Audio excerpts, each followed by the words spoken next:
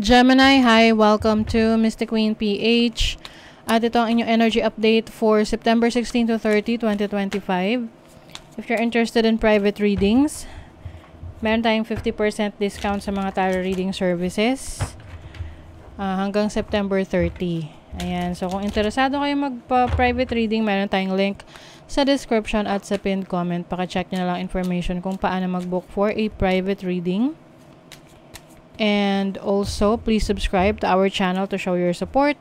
Like, share this video, at comment na rin kayo kung kayo ay naka-resonate. Ayan.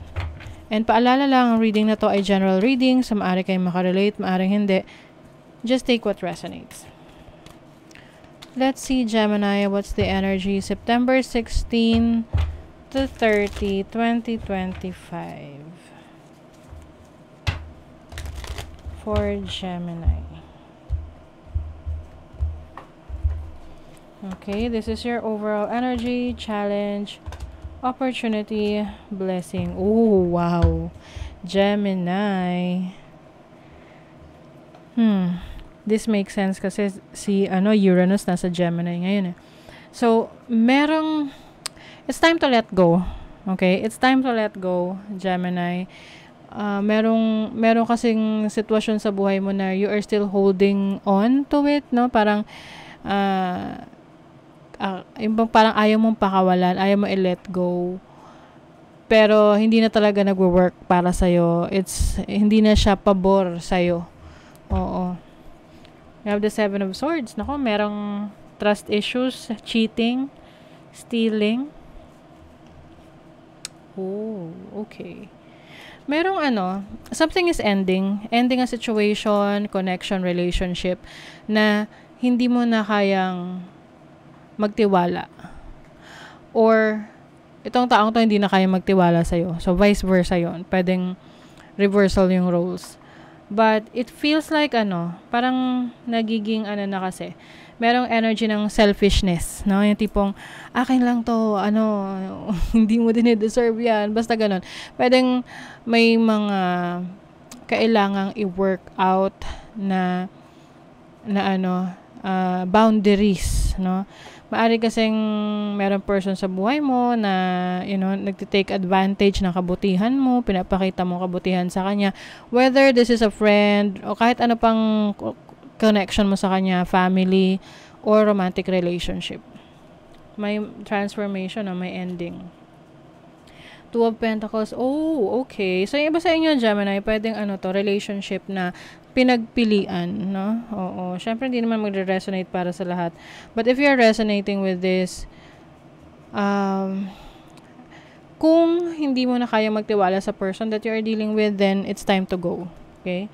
Time to go kasi there is a new opportunity for you pagdating sa love. Pwedeng self-love mo to, or pwedeng in the future there is someone na darating na mas deserve mo. And I think mabilis ka namang magbabounce back dito. Mabilis ka makaka-recover. Kailangan lang open ka sa mga changes.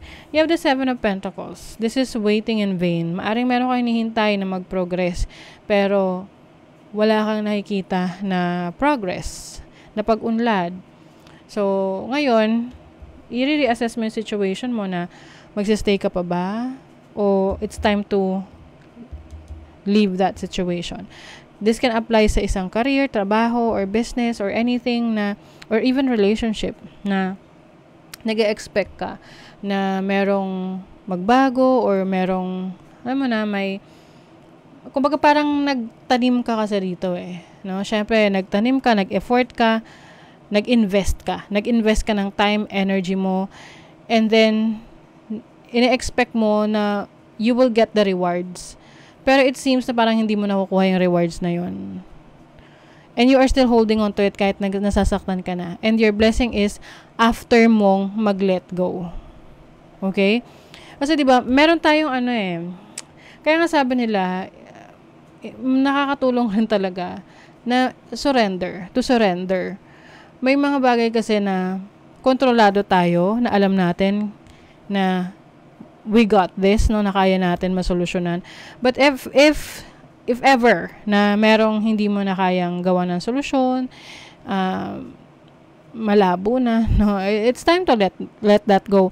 Kasi hindi mo alam kung ano yung oportunidad na darating sa'yo once na i-let go mo eh. Oo. Ayan, no? Five of Pentacles, nahihirapan ka na sa sitwasyon na to and you have the opportunity to get out of that comfort zone na naglilimita lang sa'yo of experiencing great things in life. Let's see the money, career, finances. Money, career, finances. You have the Strength card. Malakas ka. Malakas yung loob mo. Ito yung asset mo. Kumbaga, ito yung strength mo eh. Lakas mo para sa sarili mo na to do the things that you want to do, to explore kung ano yung mga bagay na gusto mong explore sa career mo. Yeah, you have the 9 of Cups, oh. Yung wini-wish mo, okay, yung wini-wish mo, ipipresenta sa'yo in a different way. Okay? Isip mo na, ay, gusto ko pong maging, maunlad, or ma-promote sa trabaho. Pero magtataka ka, yung tipong natanggal ka sa trabaho, o nasan yung promotion dun? Kasi, maaring hindi doon sa trabaho na yun, ikaw mapopromote sa iba, sa ibang kumpanya. 'Di ba? So, it's time to let go of the things that are no longer serving you and focus on the things na alam mong may ikauunlad ka pa. Oo. And of course, believe in yourself. Huwag ka mag-doubt sa sarili mong kakayanan. And don't settle for anything less than what you deserve. So, love life naman. You have the Chariot. Oh, moving on, moving forward.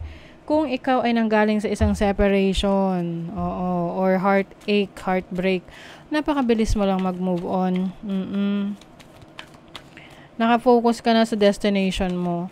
Kumbaga, ni-rearrange mo ulit yung iyong goals, yung destination na gusto mong puntahan, may rerouting, ganon. If you're already in a relationship, I think steady lang yung route ng relationship ninyo. Magpapatuloy kung ano yung meron kayo ngayon, especially if you are happy with your person, with your connection. Scarab. Scarab ay rebirth, healing, renewal. Okay? So, you are healing, you are renewing yourself, may nililet go ka na alam mong di mo na dinideserve, and you are ready to accept, to receive the blessings. Divine Masculine. This is about taking action, being more creative, putting out your desire, taking action doon sa mga goals mo, sa mga plano mo. Hindi lang iniisip, no? Ginagawa mo na. Which is helpful para mas ma-manifest mo yung mga goals and dreams mo. Kasi marami nagma-manifest na iniisip lang, sinusulat lang nila, but they are not taking action. So, hindi nag-i-align yung mina-manifest nila sa actions nila. And manifestation requires action. Oh, there's power. Oh my God. And also nakalagay rin dito, destruction. So, Gemini, may mga bagay na kailangang magiba para makapagpatayo ka ulit ng bago. Yan. Energy shift, oh. Meron kang ma-overcome na conflict or issue or problem. You are breaking free. Oh my goodness. Oh, you are breaking free from the limitations. Lumalaya ka na sa limitasyon mo, ng sitwasyon mo, mas nagpo-focus ka na sa ikauunlad mo pa. Ano pa yung pwede mong marating? Diba? Ang sarap kaya sa pakiramdam ng malaya ka. Malaya mo nagagawa yung gusto mo. Nakakapag-desisyon ka ng para sa'yo. Walang pumipigil. You heal by releasing, not suppressing. Oh, diba? This makes sense, Gemini. You heal by releasing, not suppressing. What emotions do you need to feel? Oh. Yung iba kasi, dinidismiss nyo yung emotions ninyo, yung nararamdaman nyo. Kaya para nagpapatong-patong yan, nasistress kayo na ma-manifest nyo sa actions ninyo. Now, it's time to release that is anything that is no longer serving you. And focus on ano yung gusto mo namang ma-achieve. 'Di ba? Okay, you have the third house. Third house is about expansion, communication, networking. You have Uranus energy in a Cancer sign. Uranus is about unexpected changes. Itong unexpected changes na to ay ino-nurture mo. Kumbaga, i-welcome mo to. Kasi ito yung magbibigay sa'yo ng growth, ng pag-unlad. Magbibigay sa'yo ng opportunity na mas ma-experience pa yung mga bagay na hindi mo inaasahan ma-experience mo in a good way. Oo. So, kumbaga, mas igaganda pa. May mas ikauunlad pa. Okay? So, that is your reading, Gemini. Thank you so much. See you again.